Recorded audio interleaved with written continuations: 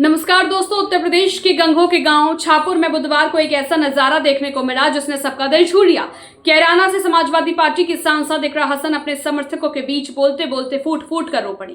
कारण था वह गाली प्रकरण जिसने पूरे क्षेत्र को हिलाकर रख दिया। इकरा ने बिना नाम लिए भाजपा के पूर्व सांसद प्रदीप चौधरी पर गंभीर आरोप लगाए। बोली, किसी महिला सांसद को इस तरह अपमानित करना क्या ठीक है? क्या यह पूरे समाज की बहन बेटियों का अपमान नहीं?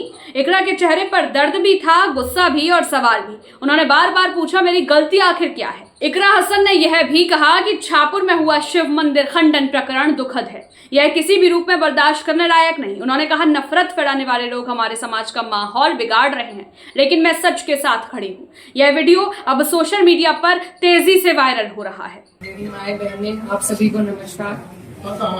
आज बहुत ही भारी मन के साथ मैं आपके बीच में आई और एक घटना ऐसी घटी गांव में जिससे सब बहुत दुखी हैं, सब बहुत परेशान हैं।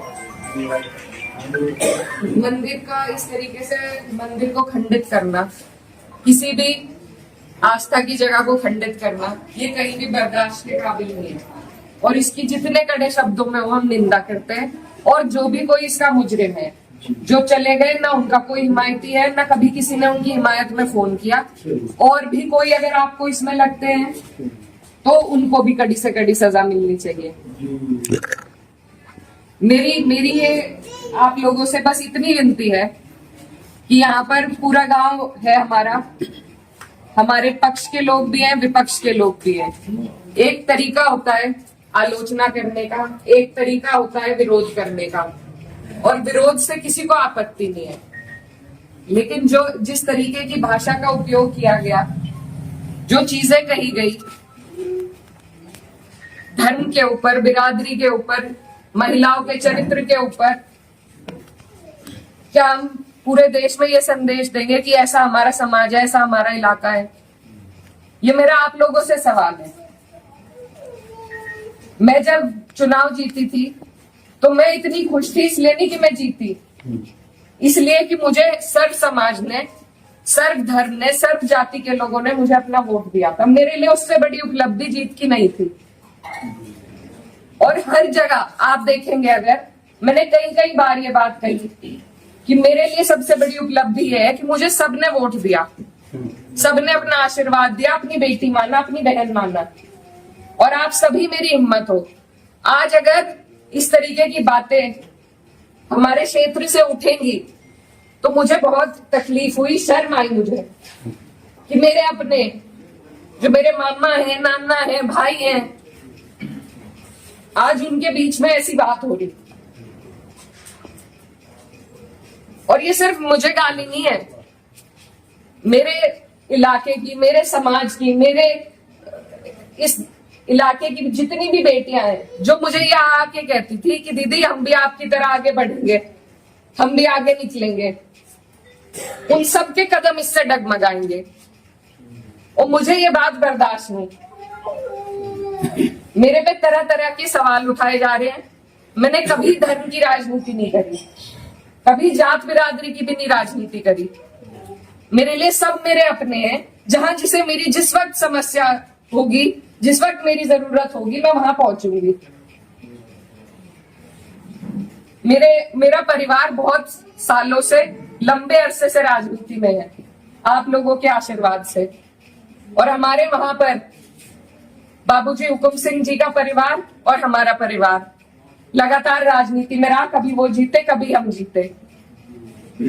लेकिन मैं आज उन्हें नमन करते हुए आपको ये बताना चाहती हूँ, कभी ऐसा नहीं हुआ कि किसी ने किसी पर व्यक्तिगत टिप्पणी करी हो, किसी ने किसी को इस तरीके की ओछी बातें कही हो।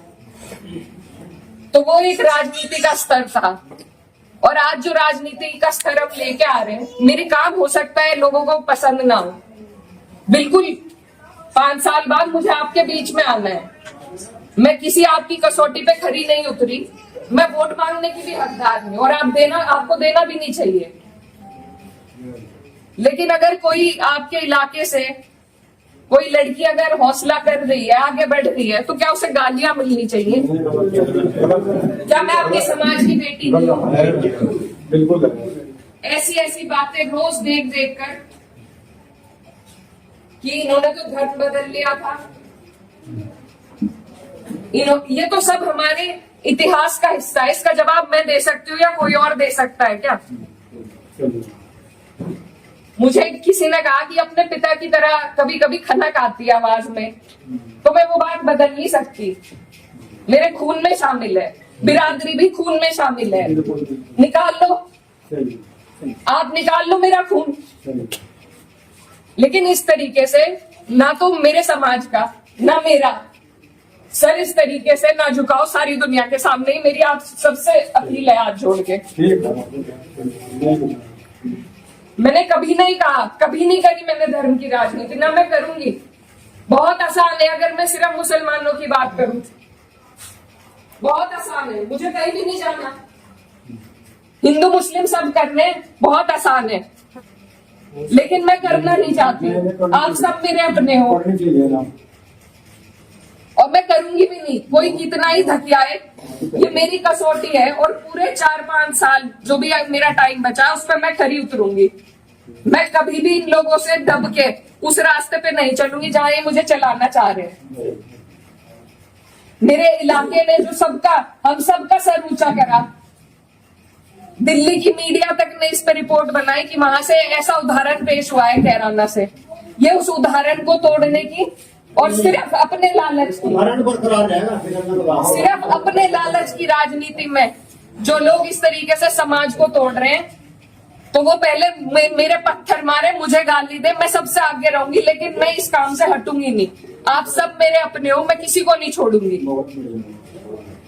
और ये जो लोग हैं, जो बात अभी मामा जी ने कही कि ये जो लोग हैं जिनको आजकल महापुरुष की उपाधि दी जा रही है, महापुरुष अगर कोई है तो बाबू हुकुम सिंह जैसे लोग हैं।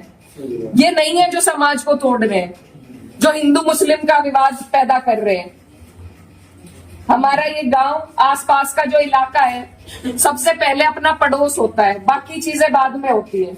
और जब पड़ोस में इस तरह की नफरत भर दी जाएगी, बो दी जाएगी, तो बताइए हम कहाँ जाएंगे? आज मैं इस गांव में आई, मेरे पे ये भी इल्जाम लगाए गए कि 10 दिन से आई नहीं। पुलिस का हाल देखो यहाँ पर, रात से प्रशासन का मेरे पे फोन है, आप क्यों जा रही हो वहाँ? क्यों ना जाऊं मैं? मेरा इलाका नहीं है ये, कौन रोक देगा मुझे? लेकिन हम इसलिए नहीं आए क्योंकि खोसपुरा में 13वीं थी, उस वजह से उस सम्मान में हम राजनीति की बात करने आपके बीच में नहीं आए। लेकिन हर बात के विवाद बढ़ाना, इल्जाम लगाना, आज आपके बीच में आके धरातल के जो हालात है वो भी सामने आए। आप लोगों ने कई बातें बताई, कमेटी को लेकर बात बताई, वो सब भी जांच का विषय है। लेकिन फिलहाल जिस पे उंगली उठाई कि इस बच्चे ने ये करा, क्या वो बच्चा जेल नहीं गया? उसके गार्जियन भी गए। अगर मैंने हिमायत करी, आप मेरे 10 जुत्ते उठा के मारो। उसी दिन वो लोग जेल गए, उनके गार्जियन जेल गए। और अगर और भी कोई होता, कोई भी हो, मुस्लिम हो, मेरे परिवार का हो, मेरा सगा हो, कोई ऐसी हरकत करेगा तो उसे सजा मिलनी चाहिए और कड़ी से कड़ी सजा मिलनी चाहिए। ये प्रशासन आपके बीच में है, आप इनसे पूछ सकते हो। अगर मैंने हिमायत में किसी से भी फोन करा हो कि नहीं उन्हें छोड़ दो, वो मुसलमान है। अब लोग कह रहे हैं इकरा की बात में दर्द है और उनकी आवाज में सच्चाई। वहीं पूर्व सांसद प्रदीप चौधरी ने इस पर कोई प्रतिक्रिया नहीं दी है। पूरा मामला अब सोशल मीडिया और सियासी गलियारों में तूल पकड़ चुका है। अगर आप भी इकरा हसन के इस बयान पर अपनी राय देना चाहते हैं तो कमेंट में जरूर बताएं। और हाँ, राजनीति की हर बड़ी खबर सबसे पहले देखने के लिए हमारे चैनल खबरनामा को सब्सक्राइब करें और बेल आइकन को दबाना बिल्कुल ना भूलें।